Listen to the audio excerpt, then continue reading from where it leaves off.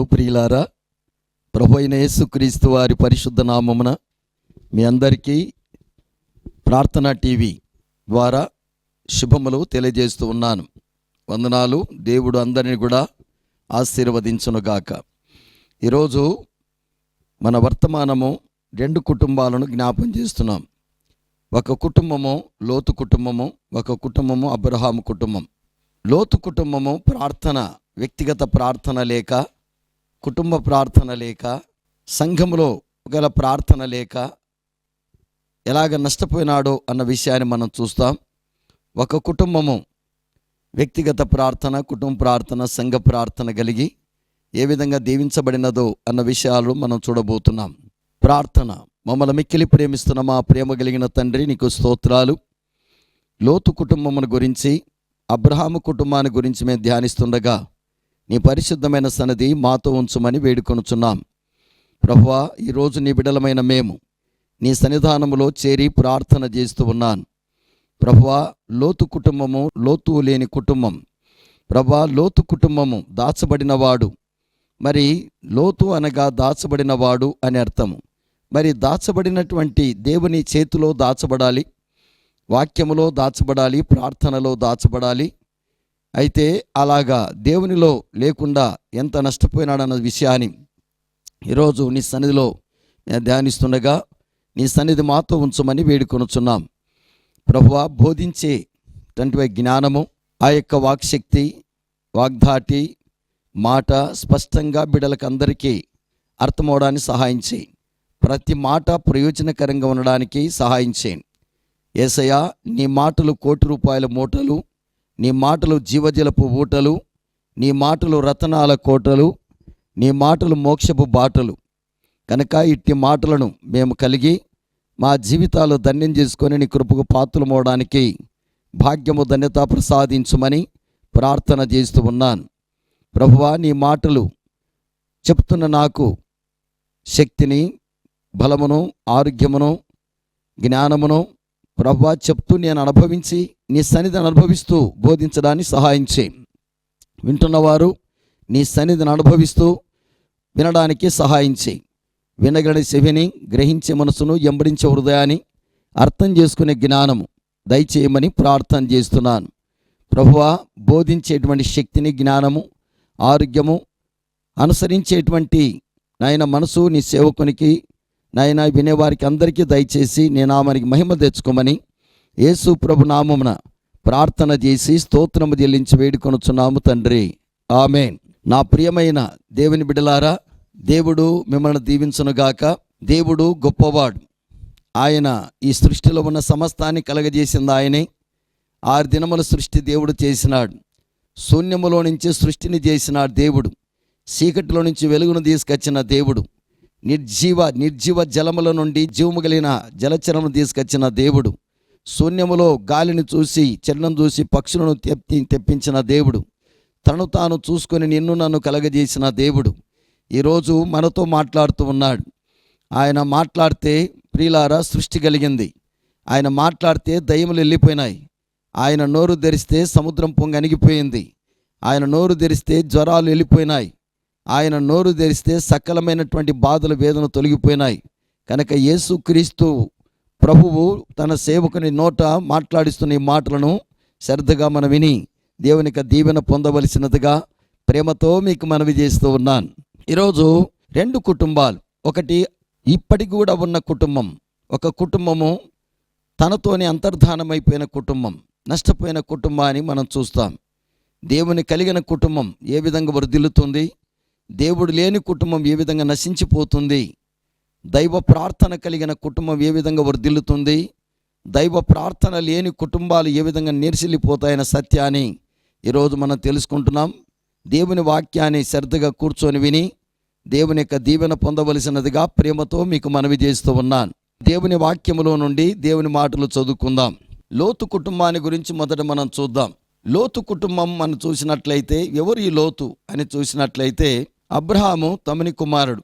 11వ అధ్యాయంలో మనం గమనించినట్లయితే తెరహు అనేటువంటి ఒక వ్యక్తి 11వ అధ్యాయం 26వ వచనం, తెరహు 70 ఏళ్ళు బ్రతికి అబ్రహామును, నాహోరును, హారానును కనేను అనేటువంటి విషయాన్ని చూస్తున్నాం. అబ్రహాము పెద్ద కుమారుడు, నాహోరు రెండవ కుమారుడు, హారాను చిన్న కుమారుడు. ఈ యొక్క చిన్న కుమారుడు లేక చిన్న తమ్ముడు, అబ్రాహాముకు చిన్న తమ్ముడు, తెరహుకు చిన్న కుమారుడైనటువంటి హారానుకు లోతు పుట్టినాడు. లోతు పుట్టిన దేశమందు తండ్రి కంటే హారాను ముందు మృతి పొందినాడు. ఇంట్లో అందరికంటే ఆయన ముందు మృతి పొందినట్లు మనం చూడగలుగుతున్నాం. 27వ వచనం. తెరహు అబ్రాము నాహోరును హారాను కనెను, హారాను లోతును కనెను. 28వ వచనం. హారాను తాను పుట్టిన దేశమందలి కల్దీల ఊరను పట్టణములో తన తండ్రి అయిన తెరహు కంటే ముందుగా మృతి పొందెను అనే మాట మనం చూస్తూ ఉన్నాం. అంటే లోతు ఎవరంటే హారాను కుమారుడు. హారాను కుమారుడు అనే విషయాన్ని మనం చూస్తున్నాం. ఇక్కడ ఈ హారాను కుమారుడు లోతు వాళ్ళ తండ్రి చనిపోయినాడు, తన పెదనాయన దగ్గరనే ఉంటున్నాడు. తన పెదనాయన అబ్రాహాము దగ్గరనే ఉంటూ అక్కడనే భోజనం చేస్తున్నాడు, అక్కడనే నిద్రిస్తున్నాడు, అక్కడనే కుటుంబాన్ని కలిగి ఉన్నాడు. అక్కడనే అబ్రాహాము తన కుమారునికి వివాహం చేసినాడు హారానుకు. ఆయన కోడలు కుటుంబంతా ఆ కుటుంబంలోనే నివసిస్తూ ఉన్నారు. అబ్రాహాం ప్రార్థన చేసుకుండే చూస్తున్నాడు. అబ్రాహాము దేవుని ఎడల భయభక్తులు కలిగి ఉండే చూస్తున్నాడు. బలిపీఠం కట్టే చూస్తున్నాడు. ప్రార్థన చేసే చూస్తున్నాడు. అబ్రాహాము దేవునిలో ఉన్నప్పుడు ఏ విధంగా ఉన్నాడో చూస్తున్నాడు. అబ్రాహాము చిన్న ప్రార్థన తప్పినప్పుడు ఏ విధంగా నష్టపోయిన విషయం కూడా గమనిస్తున్నాడు. అన్నీ చూస్తున్నాడు. కానీ తెలివి లేనివానిగా, లోతు లేనివానిగా బ్రతుకుతున్నట్టు మనం చూస్తున్నాం. ప్రియులారా, లోతు అనగా దాచబడినవాడు అని అర్థం.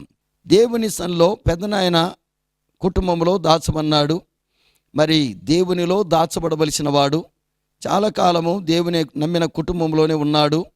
కానీ ప్రార్థనలో లోతు లేనివాడు, బలిపీఠము గట్టుటలో లోతు లేనివాడు, సరైన రీతిలో జీవించనివాడు, సరైన వాక్యానుసారమైన జీవితం జీవించనివాడు అనే దానికి కొన్ని రుజువులు ఈరోజు మనం చూస్తాం. ఇలాగనే చాలా కాలం ఉన్న తర్వాత అబ్రహాము కాపురులకు, లోతు కాపురులకు కొంచెం సమస్య వచ్చింది. తన తండ్రి అయినటువంటి హారాను చనిపోయిన తర్వాత అబ్రహాము తన ఇంట్లోనే కొడుకుగా పెట్టుకొని అతన్ని పెళ్లి చేసి అతన్ని కూడా కొంత ఆస్తి ఇచ్చి, నాయన ఇదిగో పశువులు, గొర్రెలు, యావులు, ఎద్దులు, ఇవన్నీ నీకు, నీ కుటుంబానికి, ఇవన్నీ నువ్వు చక్కగా చూసుకో అని పెళ్లి చేసి అతనికంటూ ఒక సంసారాన్ని ఇచ్చి అతని కుటుంబం పక్కలోనే పెట్టుకొని అతన్ని చూసుకుంటూ ఉన్నాడు. అయితే ఒక రోజున లోతు కాపురులకు ఆ యొక్క అబ్రహాము పశువుల కాపురులకు కొట్లాట వచ్చింది, వివాదాలు వచ్చినాయి. ఈ వివాదాలు వచ్చినట్టు మనం 13వ అధ్యాయంలో చూస్తాం. ఇక్కడ మనం గమనించినట్లయితే కలిసి నివసించుటకు ప్రదేశములు చాలకపోయాను అని చూస్తున్నాం. 5వ వచనం. గొర్రెలు, గొడ్లు, గుడారములు ఉండెను గనుక వారు కలిసి నివసించుటకు ఆ ప్రదేశము చాలకపోయాను. ఎందుకనగా వారి ఆస్తి కలిసి నివసించలేనంత విస్తారమై ఉండెను. అప్పుడు అబ్రాహాము పశువుల కాపుర్లకును లోతు పశువుల కాపుర్లకును కలహము పుట్టాను. ఇక్కడ ఆ కాలమందు కనానీయులు, పెరిజ్జీలు ఆ దేశంలో అక్కడ కాపురం ఉన్నారు. అప్పుడు అబ్రహాం అన్నాడు, నాయన మనం బంధువులము గనక నాకును నీకును, నా పశువుల కాపురు నీ పశువుల కాపును కలహం ఉండకూడదు. నాయనా, నువ్వు ఈ దేశమంతా నీ ఎదుట ఉన్నది కదా, దయచేసి నన్ను విడిచి వేరుగా ఉండుము. నీవు ఎడమ తట్టుకు వెళ్ళిన ఎడల నేను కుడి తట్టుకు, నువ్వు కుడి తట్టుకు వెళ్ళిన ఎడల నేను ఎడమ తట్టుకు వెళ్ళుదును అని లోతుతో అబ్రహాం అన్నాడు. లోతు కన్నులెత్తి యోర్దాను ప్రాంతమంతటిని చూసినాడు. యెహోవా సొదొమ గొమొర్రాను పట్టణములను నాశనం చేయకమునుపు సోయరుకు వచ్చు వరకు అదంతయు యెహోవా తోటవలెను ఐగుప్తు దేశములను నీళ్లు పారు దేశమై ఉండెను. కాబట్టి లోతు తనకు యోర్దాను ప్రాంతమంతటిని ఏర్పరచుకొని తూర్పుగా ప్రయాణం చేసినాడు. అట్లు వారు ఒకరికొకరు వేరైపోయినారు అనే విషయాన్ని మనం చూస్తాం. అలాగా వేరైనటువంటి అతడు అబ్రహాము కానాను నివసించినాడు. లోతు ఆ మైదానం ముందున్న పట్టణ ప్రదేశములలో కాపురం ఉండి సొదొమ దగ్గర తన గుడారం వేసుకున్నాడు. కానీ అతడు గుడారం వేసిన స్థలంలో బలిపీఠము కట్టలేదు, ప్రార్థన చేయలేదు. ప్రియులారా, ఎవరైనా ఒక ఇల్లు కట్టుకున్నప్పుడు ఆ కుటుంబంలో గృహప్రవేశం చేస్తారు, ప్రార్థన పెట్టించుకుంటారు. అక్కడ దైవ సేవకులు తర్వాత ప్రార్థన చేయించుకుని ఆ విధంగా ఉంటుంది. అయితే అబ్రహాము కాలంలో దైవ సేవకులు లేరు. వారే దైవ సేవకులు, వారే ప్రార్థన చేసుకోవడం, వాళ్ళే బలిపీఠం కట్టడం, వారే ప్రార్థన చేసుకోవడం అనేది ఉండేది. కనుక ఇప్పుడు వాళ్ళ పెదనాయన ఎక్కడ వెళ్ళినా బలిపీఠం కట్టేటువంటి అలవాటు ఉండేది. అతడు బలిపీఠము కడుతున్నప్పుడు చూస్తున్నాడు, అక్కడనే ఉన్నాడు. 12వ అధ్యాయంలో మనం గమనిస్తే 7వ వచనంలో యెహోవాకు ఒక బలిపీఠము కట్టాను అన్న మాట చూస్తాం. గుడారం వేసి బలిపీఠం కట్టాడు. 8వ వచనంలో బేతేలుకును తూర్పున హాయికిని మధ్య గుడారం వేసి అక్కడ బలిపీఠము కట్టి యెహోవా నామమున ప్రార్థన చేశాను. గుడారం వేసిన ప్రతిసారి అబ్రహాము బలిపీఠము కట్టడము, ప్రార్థన చేయడము జరుగుతుంది. అలాగే లోతు కూడా గుడారం వేసుకున్నాడు సొదొమ దగ్గర, కానీ అక్కడ బలిపీఠం కట్టినట్టు కానీ అక్కడ ప్రార్థన చేసినట్టు కానీ లేదు. ప్రియులారా, మొదటిసారి అతడు గుడారం వేసినాడు, తన పెదనాన్ని పిలుచుకొని ప్రార్థన చేయడం కానీ లేకపోతే తానే ప్రార్థన చేసుకోవడం కానీ. పెదనాయన ఇంట్లో చాలా కాలం ఉన్నాడు. పెదనాయనతో విస్తారమైనటువంటి ఆస్తి సంపాదించుకున్నాడు. పెదనాయనతో కలిసి నివసించలేనంత గొప్ప ఆస్తి వాళ్ళకి కలిగింది. ఆయనతో ఉంటూ, ఆయనతో మాట్లాడుతూ, ఆయనతోనే తిరుగుతూ, కానీ ఆయన బుద్ధులు, ఆయన ప్రార్థన, అబ్రహాము జీవితంలో ఉన్నటువంటి సుగుణాలు లోతులో లేకుండా పోయినాయి అన్న విషయాన్ని మనం గమనించాలి. ప్రియులారా, దేవుని వాక్యములో మనం గమనించినట్లయితే యెషయా గ్రంథం 26వ అధ్యాయంలో ఈ మాటలు ఉన్నాయి. 26వ అధ్యాయము 10వ వచనం, దుష్టులకు దయ చూపినను వారు నీతిని నేర్చుకున్నారు, వారు ధర్మక్షేత్రములో నివసించినను యెహోవా మహాత్మ్యమును ఆలోచింపక అన్యాయము చేయుదురు. వారు ధర్మక్షేత్రములో నివసించినను యెహోవా మహాత్మ్యమును ఆలోచింపక అన్యాయం చేయుదురు.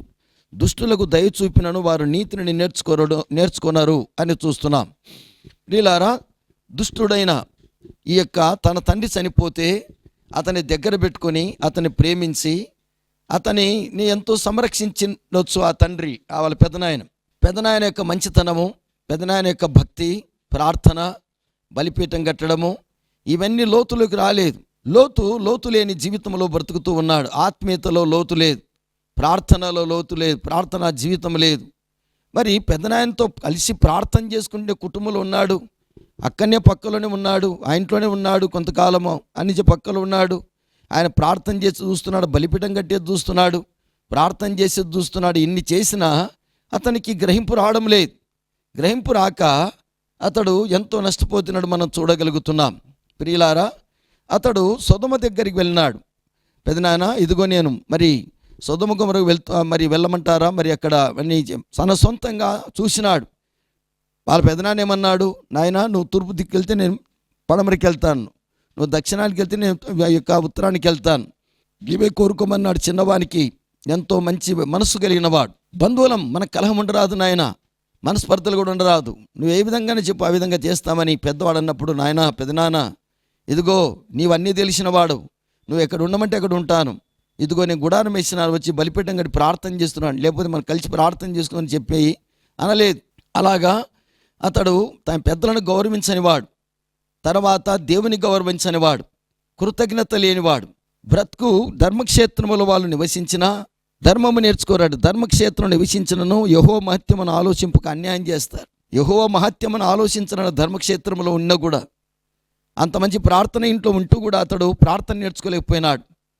ప్రార్థన చేయక అన్యాయం చేస్తున్నాడు, బలిపీఠం గట్టక అన్యాయం చేస్తున్నాడు. దుష్టులకు దయ చూపినను వారు నీతిని నేర్చుకోరంట. నీతి అబ్రహాము యెహోవాను నమ్మినది అతనికి నీతిగా ఎంచబడినది.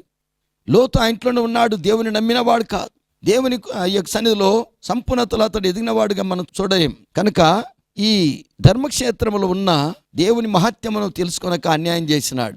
దుష్టులకి దయ చూపిన అతని తండ్రి లేని వాడని దయ చూపి అతని దగ్గర పెట్టుకొని అతన్ని సంరక్షించి అతని ఆస్తిపాస్తులు అన్ని సంరక్షించి ఉన్నతమైన స్థితి తీసుకొని వస్తే ఆ దుష్టునికి దయ చూపిన నీతిని నేర్చుకోరంట. కనుక దుష్టుడైన నీ యొక్క లోతు నీతిని నేర్చుకోలేకపోయినాడు.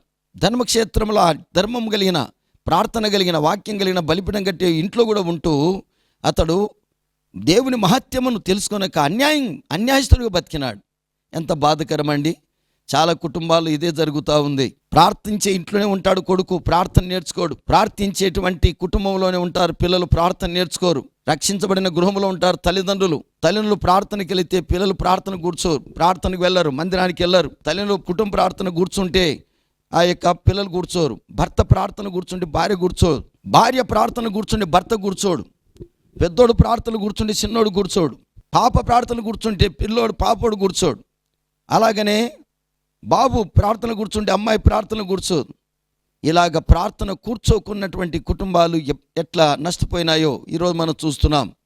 కనుక నా ప్రియ సోదరి సోదరుడా, నువ్వు ధర్మక్షేత్రము లాంటి ప్రార్థన మందిరములో, ధర్మక్షేత్రము లాంటి ఈ యొక్క ఇంటిలో, అలాగనే దయ కలిగినటువంటి ఇంట్లో, ప్రార్థన కలిగిన ఇంట్లో, బలిపీఠం కట్టే ఇంట్లో, ప్రార్థన స్తుతి కీర్తనలు పాడే ఇంటిలో, వాక్యం చదివే ఇంటిలో, కుటుంబ ప్రార్థన చేసుకున్న ఇంట్లో, మందిరానికి వెళ్ళే వారి ఇంట్లో నువ్వు ఉంటూ కూడా దేవుని వాక్యం చదవక, ప్రార్థన చేయక, ప్రార్థనలో కూర్చోక, బలిపీఠం కట్టక, దేవుని పాదాల దగ్గర వ్యక్తిగతంగా వాక్యం చదవక, ప్రార్థన చేసుకోక, మందిరానికి వెళ్ళక తిరుగుతున్నావేమో.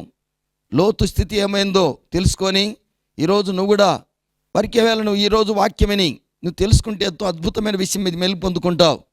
అతడు బలిపీఠం కట్టలేదు కనుక నువ్వు కూడా ఉదయం లేచిన వెంటనే మోకరించి, దేవా నీకు స్తోత్రం, ప్రభువా నువ్వు సృష్టినిచ్చినావు స్తోత్రం, ప్రభువా నువ్వు గొప్ప దేవుడు నీకు స్తోత్రం, మహాగణుడు మహోన్నతుడు పరిశుద్ధుడు మహా తేజస్సుగల రాజులకు రాజు ప్రభులకు ప్రభు భూపతులకు అధిపతివి, సమీపింపరాని తేజస్సు అమరత్వం కలిగిన దేవుడవు, నీ వంటి దేవుడు ఎవరున్నారా అని దేవుని గణపరచవలసిన నీవు ఉదయకాలము దేవుని గణపరచలేకపోతున్నావేమో.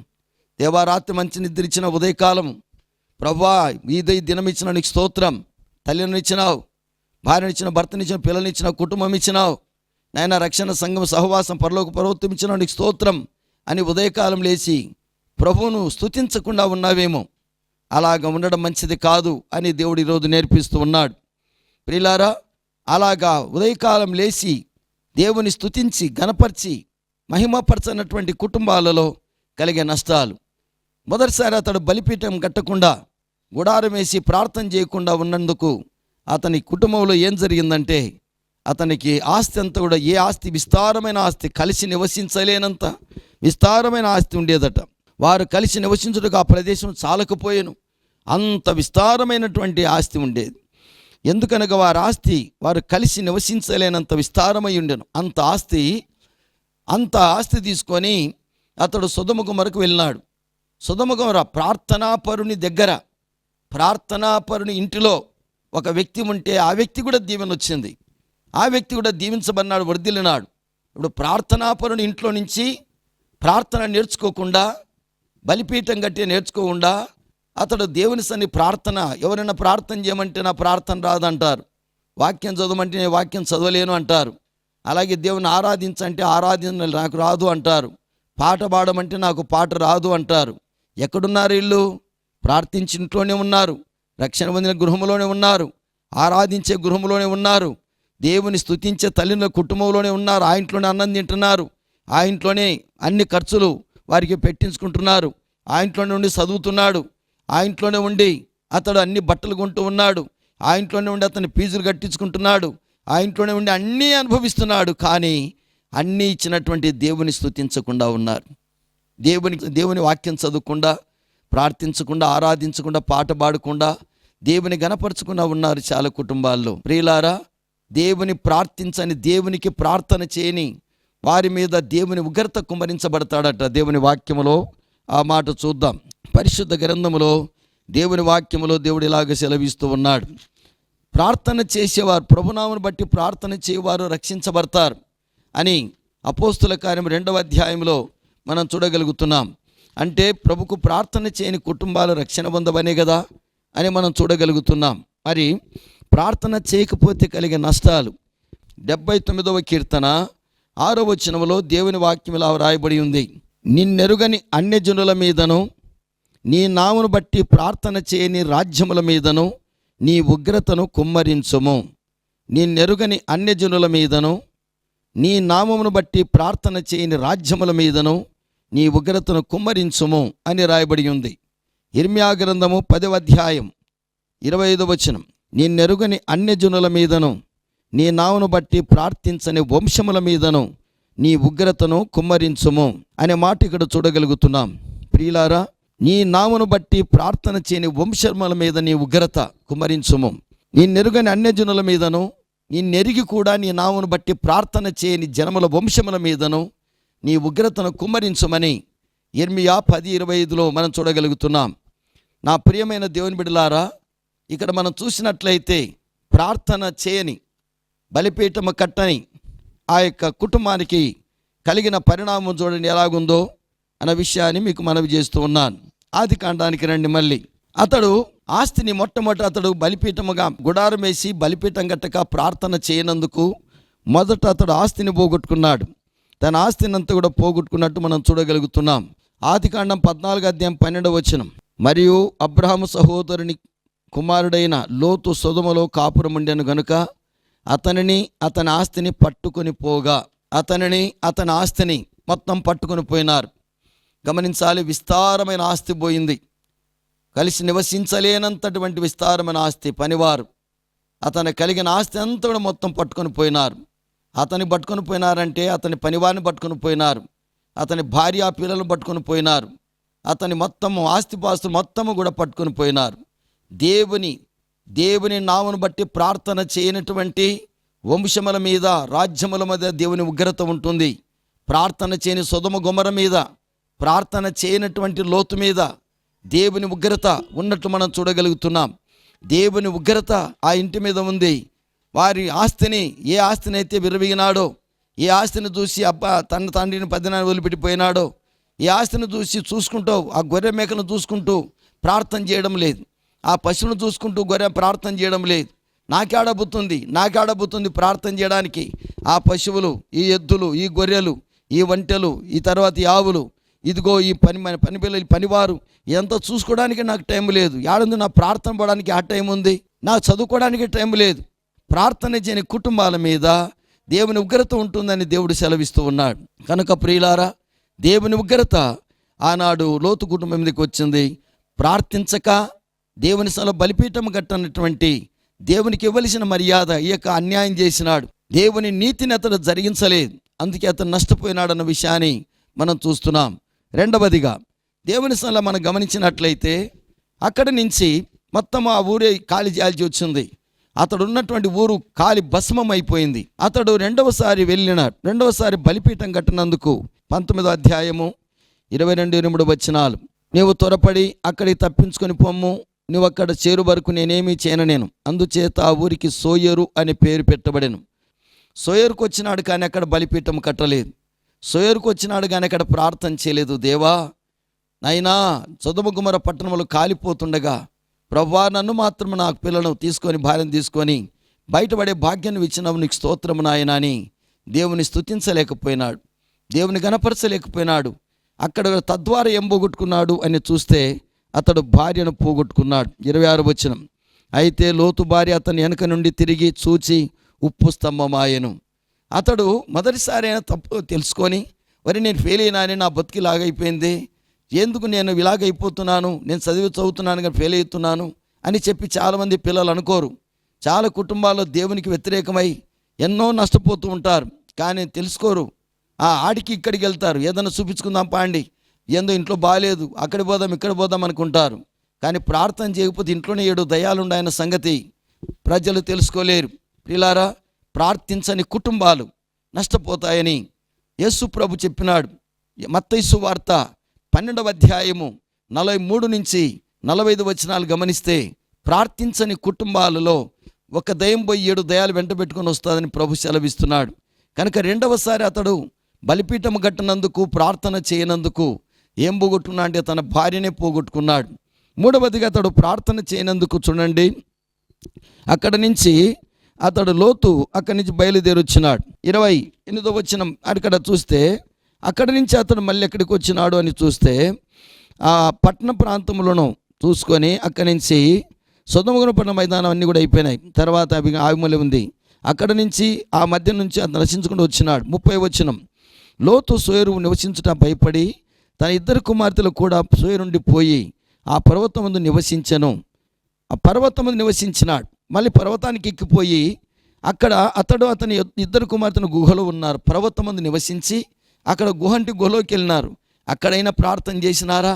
అక్కడైనా బలిపీఠం కట్టుకున్నారంటే అక్కడ ప్రార్థన లేదు, బలిపీఠం లేదు. తర్వాత ఏమైంది అని మనం చూసినట్లయితే 33 నుండి మనం చూస్తే అక్కడ అతడు భ్రష్టుడైపోయినాడు. అతడు త్రాగి ఉంచినారు, మత్తుని చేసినారు. అతడు భ్రష్టుడైనాడు. తన 2 కుమార్తెలు భ్రష్టులైనారు. అతని వంశమే భ్రష్టత్వంలోకి వచ్చింది. ప్రియులారా, వారి పాపముల మూలంగా మోయాబీలు అమ్మోనీయులు లోకములు బయలుదేరినారు. వారి వంశము నిర్మూలమైంది. ప్రియులారా, లోతు అనే పేరు ఏ సంఘములో ఉండదు, ఏ ఊరిలో కూడా ఉండదు, ఏ ఇంట్లో కూడా పెట్టరు. నేనైనా ఎప్పుడైనా లోతు అని పేరు పెట్టినాను అనుకోండి, మీకు ఇష్టం ఉంటుందా? మీ పిల్లలకు ఇష్టం ఉండదు. ఎందుకు అంటే లోతు సరైన స్థితిలో లేడు, అందుకే అతను నష్టపోయినాడు విషయం మీకు మనవి చేస్తున్నాను. ప్రార్థన లేని కుటుంబం అంతకంతకు నష్టపోతుంది. ప్రార్థన వాక్యము చదవని కుటుంబాలు నష్టపోతాయి. వ్యక్తిగత ప్రార్థన ఉండాలి, వ్యక్తిగత వాక్యము చదవడం ఉండాలి. కుటుంబ ప్రార్థనలో కుటుంబంలో అందరూ కూర్చోవాలి. భర్త, భార్య, పిల్లలు, కుటుంబ తల్లిదండ్రులు అందరూ కూడా కూర్చొని దేవుని పాదాల దగ్గర కృతజ్ఞత చెల్లించి పాట పాడి వాక్యం చదివి ప్రార్థన చేస్తే అక్కడికి దేవుడు వచ్చి ఆశీర్వదిస్తాడు. దేవుడు ఉంటే వెలుగుంటుంది, వెలుగుంటే చీకటి ఉండదు, దేవుడు ఉంటే దయ్యం ఉండదు. కనుక దేవుడు కలిగిన గృహంగా ఉండాలి. ప్రియులార, లోతు కుటుంబంలో అంత ఆస్తిపాస్తులు కలిగి, అంత పశు సంపద కలిగి, అంత ఉన్నతమైన ఆశీర్వాదం పొందుకొని కలిసి నివసించలేనంత విస్తారమైన ఆస్తి కలిగిన వాడు ఆస్తిని పోగొట్టుకున్నాడు. ఏదైతే దేనికోసమైతే ఏ పొలం చూసి ఆ పంటలు చూసి ఆ నీళ్లు బారుతున్న దేశానికి వెళ్తే నేను నాలుగు ఇంకా ఎక్కువ అవుతాం అనుకున్నారు, ఇంకా బాగుపడతాం అనుకున్నారు. దేవుడు లేకుండా ఎవరు బాగుపడలేరు. కనుక దేవుడు లేని ఆ కుటుంబం నష్టపోయింది. కనుక నువ్వు కూడా అలాగ ఉండొద్దని ప్రేమతో నీకు మనవి చేస్తూ, ఎంత నీకు జ్ఞానం ఉన్నా, తెలివి ఉన్నా, విద్య ఉన్నా, జ్ఞానం ఉన్నా, ఈ లోకంలో ఏమున్నా యేసు లేకపోతే అన్నీ సున్ననే. అందుకయ్యే ప్రియులారా, ఫ్యాక్టరీలు ఉన్న మోటార్ కారులు ఎన్ని ఉన్నా, ఇళ్ల స్థలాలు ఎన్ని, పొలాలు ఎన్ని ఉన్నా, అందగాడివైనా, అందరి మాటకారివైనా, సిపాయివైనా, కసాయన బికారివైనా, తెల్లవాడని తెలిసిన నల్లవాడవైనా, నాయకత్వం ఎంత ప్రేమతత్వం ఉన్నా, విద్యావేత్తమైన, తత్వవేత్తని, తీష్టం, నెత్తిష్టం, కమ్యూనిస్టమైన, మార్కిష్టం, కోపిష్టం ఎవడవైనా సరే, నువ్వు యేసు ప్రభుని లేకుండా, వాక్యం లేకుండా, యేసును నమ్మకుండా ఉంటే నమ్ము. ఒకవేళ నమ్మిన తర్వాత ప్రార్థనా జీవితంలో అయితే ప్రార్థనా జీవితం కలిగి ఉండు. వాక్యం చదువు, మందిరానికి వెళ్ళు, దశమం క్రమంగా దేవుని సన్నిధిలో సాక్ష్యం కలిగి సువార్త చెప్పు, నీ జీవితం ధన్యమవుతుంది. అలాగ లేక ఇతను నష్టపోయినాడు, నీ కుటుంబంలో నష్టపోకూడదని దేవుడు మాట్లాడుతున్నాడు. ఈరోజే నీ ఇంట్లోకి వచ్చి దేవుడు మాట్లాడుతున్నాడని తలంచి, వెంటనే దేవుని సేవకుడు మాట్లాడుతున్నాడు, దేవుడు మాట్లాడుతున్నాడు అని గమనించి ఈరోజు నీ ప్రార్థనా జీవితాన్ని సరి చేసుకో. మీరు మనందరం కుటుంబాల్లో ప్రతి వ్యక్తి, ప్రతి కుటుంబం, ప్రతి దైవజనుడు ప్రార్థనా జీవితాన్ని కలిగి ఉంటే వాళ్ళ కుటుంబాలు బాగుపడతాయి. లేకపోతే నీవు నీ ఇంటి వారు నష్టపోతారని మనవి చేస్తూ నా మాటలు ముగిస్తున్నాను. దేవుడు మిమ్మల్ని దీవించును గాక. ప్రార్థన. మమ్మల్ని మిక్కిలి ప్రేమిస్తున్నా మా ప్రేమ కలిగిన తండ్రి, నీకు స్తోత్రాలు. చెప్పబడిన వాక్యము బిడ్డల హృదయాలు ఫలింప చేయండి నాయన. లోతనగా దాచబడినవాడు దేవునిలో దాచబడాలి. ప్రార్థనలో, వాక్యములో, ఆరాధనలో, మందిరములో దాచబడవలసిన వాడు అతడు ప్రార్థన లేని, లోతు లేని జీవితమైంది. తద్వారా తండ్రి అతడు నాయన ఎంతో ఆస్తి సంపాదించిన తండ్రి అబ్బ తన యొక్క పెదనాన్న దగ్గర ఉండి, అయితే అతడు దూరమైనాడు. సొంతమరికి వెళ్ళినాడు, బలిపీఠం కట్టలేదు, ప్రార్థన చేయలేదు. సోయరికి వెళ్ళినాడు, రెండవది ఆయన అక్కడ బలిపీఠం, మొదటిసారి బలిపీఠం కట్టినందుకు ఆస్తిపాస్తులు మొత్తం పోగొట్టుకున్నాడు. మరి రెండవసారి బలిపీఠం కట్టినందుకు భార్యను పోగొట్టుకున్నాడు. మూడోసారి బలిపీఠం కట్టి ప్రార్థన చేయనందుకు తన పిల్లలను భ్రష్టులైపోయినారు. తర్వాత తన వంశము నిర్మూలమైపోయింది. అతని పేరు ఎక్కడ కూడా లేకుండా నిర్మానుష్యమైపోయింది. కనుక నిన్ను ప్రేమించని, నిన్ను గణపరచని, నిన్ను ప్రేమించని వంశముల మీద, రాజ్యముల మీద నీ ఉగ్రత కుమ్మరిస్తానన్నావు. అతని మీదని వంశము తండ్రి, అతని వంశము మీద ఉగ్రత కుమ్మరించబడింది. బహుగా నష్టపోయినారు, అతడు బహు నీచులైపోయినారు. కనుక ప్రభు, మేమందరం కూడా లోతు కుటుంబం వలె ప్రార్థన హీనులముగా కాకుండా ప్రార్థన సహితులమై, ప్రార్థన కలిగిన వారమై నీ సన్నిధిలో ముందుకు సాగి వ్యక్తిగత ప్రార్థన, కుటుంబ ప్రార్థన పొద్దున సాయంకాలం చేసేవారు ఉండడానికి, ఆదివారం ఆరాధనకు, అన్ని కూటాలకు, మందిరానికి వెళ్ళేవారు ఉండడానికి సహాయం చేయమని యేసు నామమున వేడుకొనుచున్నాము తండ్రి. ఆమేన్. దేవుడు మిమ్మల్ని మీ కుటుంబాలు దీవించునుగాక. వందనాలు. వచ్చే వారము దీన్ని కంటిన్యూగా అబ్రాహాము కుటుంబంలో మరి ఏ విధంగా అతడు బలిపీఠం కట్టి ప్రార్థన చేసి దీవించబన్నాడు అతని విషయాన్ని కూడా మనం చూద్దాం. తప్పకుండా వినండి, దైవాశీర్వాదం పొందండి. God bless you. ప్రేమ, సంతోషం, సమాధానం అందించే దైవ కుటుంబం మన్నా ప్రార్థనా మందిరం. రక్షణ, స్వస్థత, పరిశుద్ధతకై దర్శించండి మన్నా ప్రార్థనా మందిరం. సంఘ కాపరులు, వర్తమానికులు రెవరెండ్ డాక్టర్ ఎన్ పీటర్ గారు, BD MTH. Pastor N Shalem Raj Kumar గారు, బీటీహెచ్, ఎంటీహెచ్. సెల్ నంబర్స్ 9908711854 మరియు 9989750722.